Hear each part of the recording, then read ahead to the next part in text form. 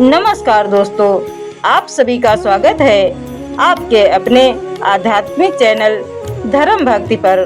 दोस्तों, कहते हैं कि इस संसार में कोई भी जीव छोटा या बड़ा नहीं होता, लेकिन क्या आपने कभी सोचा है कि एक छोटी सी चींटी भी आपके भाग्य को बदल सकती है।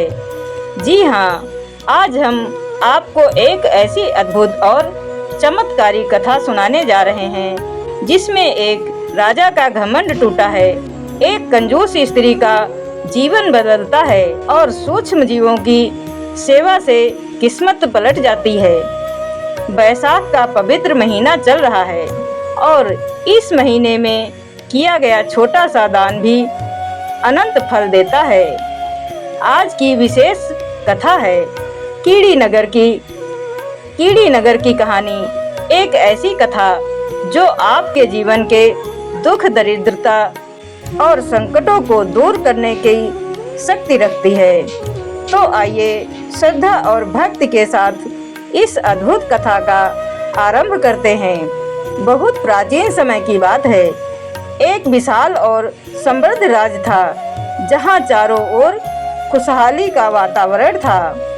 सुबह होते ही मंदिरों की घंटियां बजती थी, खेतों में हरियाली लहलहाती थी और नदियां मधुर स्वर में बहती थीं। उस राज्य का राजा बहुत ही न्यायप्रिय, दानी और प्रजावत्सल था।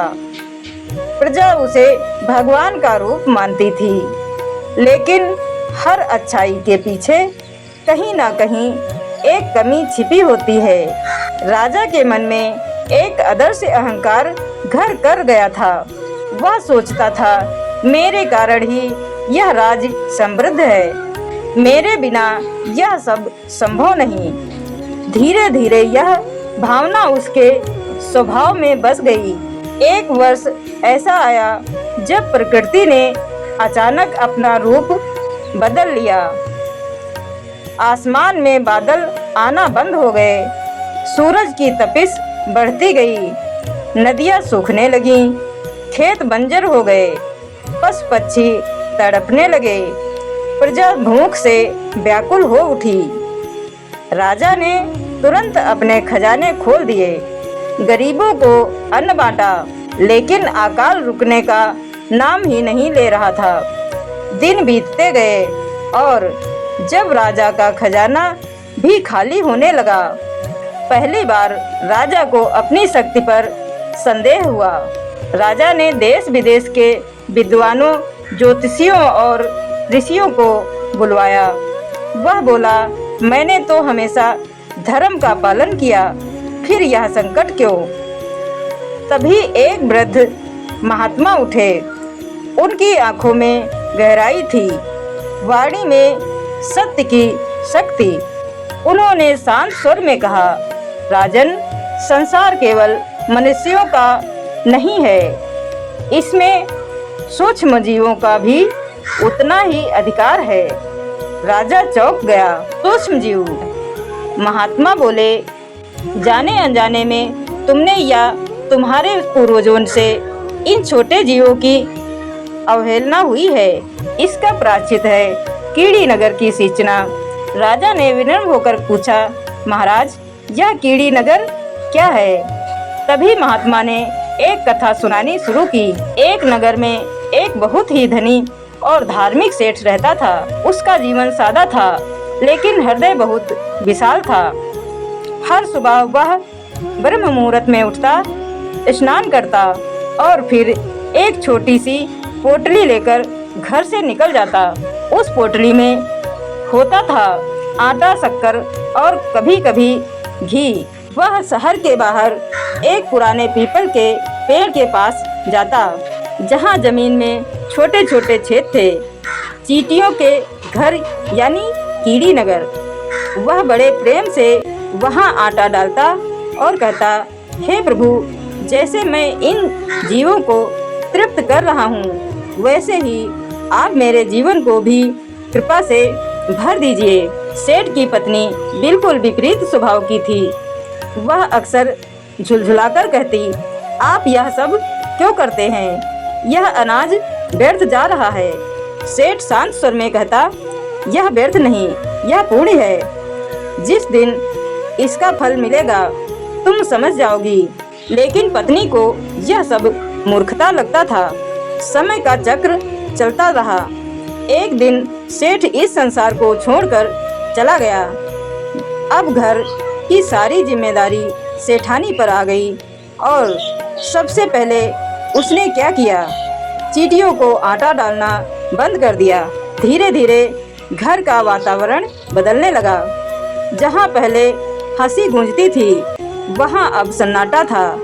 जहाँ धन की वर्षा होती थी वहाँ अब खर्च बढ़ने लगा। व्यापार में घाटा, बीमारियाँ, मन में अशांति, जैसे लक्ष्मी ने घर छोड़ दिया हो। सेठानी समझ नहीं पा रही थी कि ऐसा क्यों हो रहा है। एक दिन भूखी प्यासी थकी हुई वह जंगल की ओर निकल गई। सूरज सिर पर था, पैरों में शक्ति नहीं थी। तभी उसने एक अद्भुत दृश्य देखा। एक महात्मा ध्यान में लीन बैठे थे और उनके चारों ओर हजारों चींटियां चल रही थीं, लेकिन कोई भी उन्हें काट नहीं रही। यह दृश्य देखकर वह चौंक गई। सेठानी रोते हुए बोली, महाराज, मेरा सब कुछ नष्ट हो गया, कृपया मुझे कारण बताएं। महात्मा ने आंखें खोली और बोले, तुमने अपने घर के सबसे बड़े पुण्य को छोड़ दिया।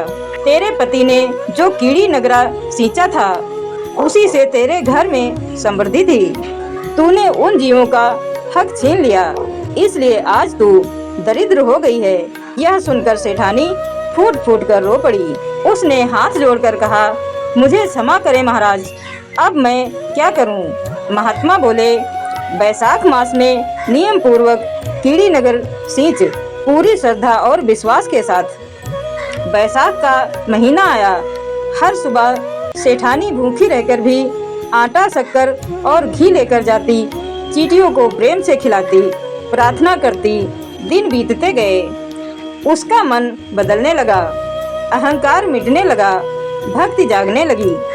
और फिर एक दिन उसे अपने घर के एक कोने में गड़ा हुआ धन मिला, वही धन जो उसके पति ने कभी छुपाया था।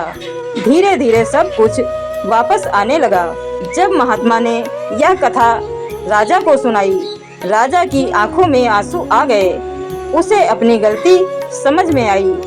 उसने तुरंत आदेश दिया, अब मेरे राज्य में कोई भी जीव भूखा नहीं रहेगा। राजा स्वयं नंगे पैर गया, झुका और पहली बार चींटियों को आटा डाला।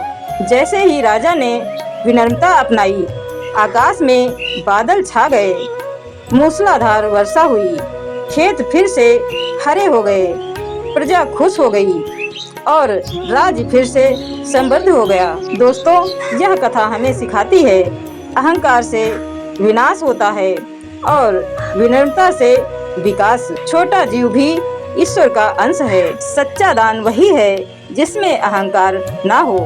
तो दोस्तों, यह थी कीड़ी नगर की अद्भुत और चमत्कारी कथा। अगर आप भी चाहते हैं कि आपके जीवन से दुख दूर हो, घर में सुख समृद्धि आए, भाग्य चमक जाए, तो इस वैसाख में यह छोटा सा उपाय जरूर करें। कमेंट में लिखें ओम नमः शिवाय या जय श्री कृष्ण। वीडियो को शेयर करें और चैनल को सब्सक्राइब करना ना भूलें। मिलते हैं अगली कथा में।